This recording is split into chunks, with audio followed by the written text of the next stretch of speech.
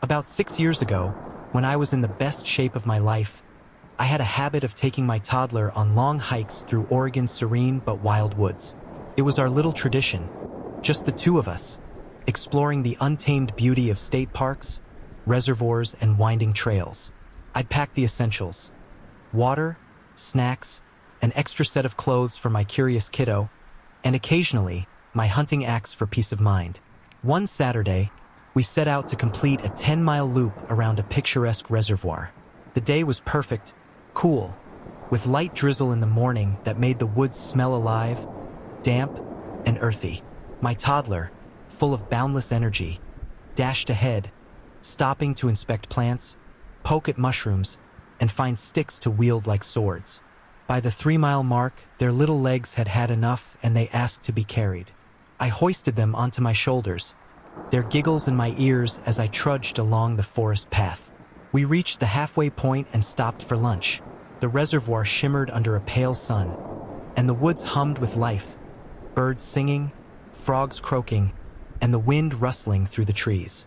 But as we resumed the hike, something changed. Half a mile in, my toddler grew eerily quiet. Normally, they'd chatter away or run ahead, but now they clung to me, silent and wide-eyed. I asked if they were tired, and they nodded, though their expression hinted at something else. I felt a pang of unease but brushed it off, blaming it on post-lunch sluggishness. Then the forest itself grew quiet, the ever-present buzz of life. The birds, the insects, the frogs, faded into an oppressive silence. My ears strained against the void, picking up nothing but the crunch of our footsteps on the dirt path. The air felt heavier, colder, and my instincts screamed that something wasn't right. I tightened my grip on the hefty stick I'd picked up earlier. My hunting axe, comforting as it was, suddenly felt like a small comfort against an unknown threat. "Can we go back?" my toddler whispered, their voice barely audible. This wasn't like them. They loved completing loop trails, always eager to see what lay ahead. But this time, they didn't argue. They just clung tighter to my back as I adjusted the straps of my backpack to hold them in place. "Okay," I said, trying to sound calm. "Let's go back." I turned us around and picked up the pace, my senses on high alert. The silence pressed down like a suffocating weight, and every step felt like it carried us deeper into danger. My eyes darted to the shadows between the trees, where the light seemed to twist unnaturally. The hair on the back of my neck stood on end, and every instinct screamed that something was watching us. I didn't dare look back. As we retraced our steps, I fought the growing panic in my chest. Every creak of a branch, every crunch of leaves, sent a jolt of fear through me. My toddler buried their face in my shoulder, clutching me tightly as if they, too, sensed the invisible eyes trailing us. Then, as suddenly as it began, the feeling lifted. The normal sounds of the forest returned, the cheerful chatter of birds, the hum of insects, the rustle of leaves in the breeze. The air lightened, and I realized I'd been holding my breath. I didn't stop moving until we were back at the trailhead, where our car waited like a lifeline. Only then did I set my toddler down, their face pale but calm. 2 days later, I saw a Facebook post from a local logging crew. They had spotted a mama mountain lion and her cub on the opposite side of the hill we'd hiked. A chill ran through me as I connected the dots. Was that what had been following us? Or was it something else entirely? I don't know what was out there that day, but it felt wrong in a way I can't explain. I've hiked that trail since, but never alone with my child. The forest, beautiful as it is, will always hold an undercurrent of danger, a reminder of the silence that swallowed us whole. It was supposed to be just another adventure, a peaceful day hike in the vast, breathtaking expanse of the Grand Canyon. My partner, Rachel, and I had planned it for weeks, carefully picking a less traveled trail that wound through dense forests and rocky cliffs before looping back near the river. We started early, the morning air crisp and alive with the scent of pine and earth. For hours, we were alone with the trail, chatting and enjoying the solitude. The further we hiked, the quieter the forest became, as if the world itself had paused. About 6 miles in, we stumbled across something odd. An abandoned campsite, tucked slightly off the trail. At first glance, it looked like someone had left in a hurry. The tent was still standing but partially collapsed, its entrance torn open. A backpack lay discarded near the tent, contents spilling out. A flashlight, a crumpled map, some water bottles. What the hell happened here?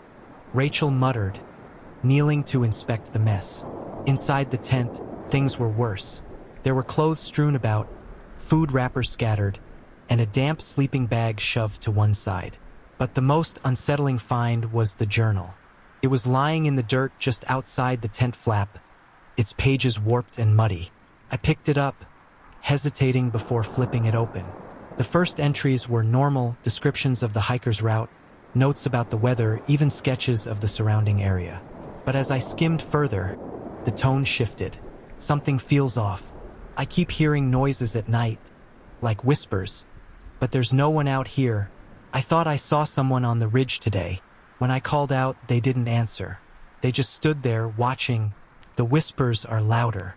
They don't stop even during the day now. I can't sleep. The last entry was scrawled hastily, almost illegible. It's here. It's right outside. I don't know what it wants. A chill ran down my spine as I showed the journal to Rachel. Her face went pale, and she glanced around the forest as if expecting to see someone or something watching us. Maybe they just got scared and left, I said, though I didn't believe it. The state of the campsite suggested something more chaotic, more sinister. We debated whether to continue on or turn back.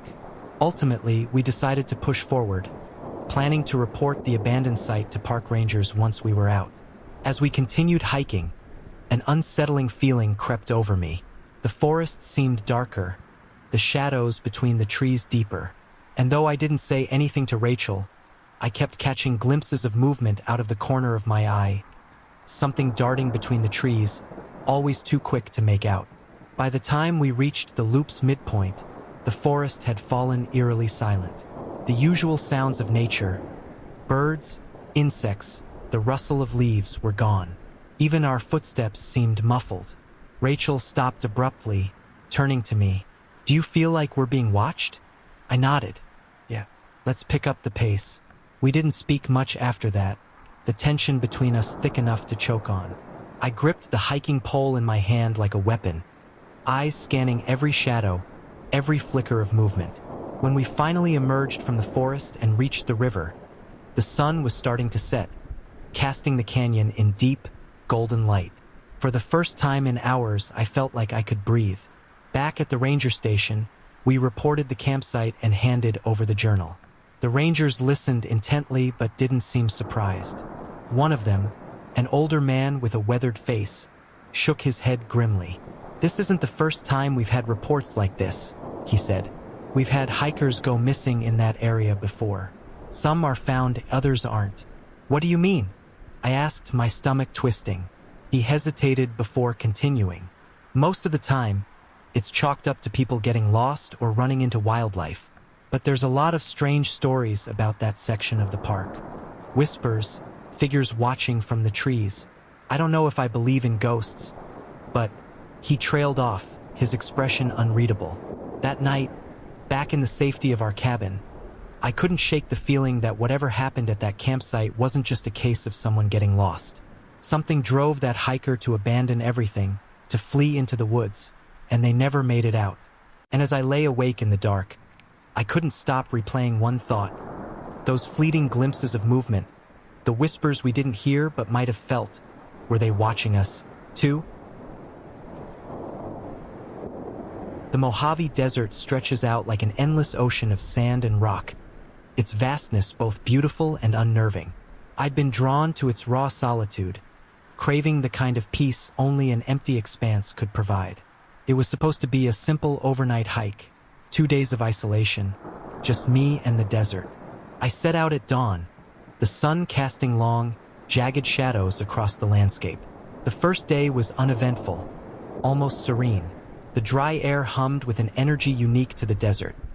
The distant buzz of cicadas, the crunch of boots on sand, the whisper of wind through the brittle shrubs. By evening, I'd set up camp in a small canyon, shielded from the worst of the wind. The silence was profound, almost soothing, and as the stars spilled across the sky, I felt like the only person in the world. But the next morning, something changed. It started as I climbed out of the canyon and began making my way toward a distant ridge. About halfway there, I stopped to catch my breath and drink some water. That's when I saw it. A figure, dark and motionless, perched high on the ridge ahead. At first, I thought it was a cairn or a strangely shaped rock. But as I squinted against the glare of the sun, I realized it wasn't static. It was standing upright, and it seemed to be watching me. I waved, expecting the figure to wave back or move in some way.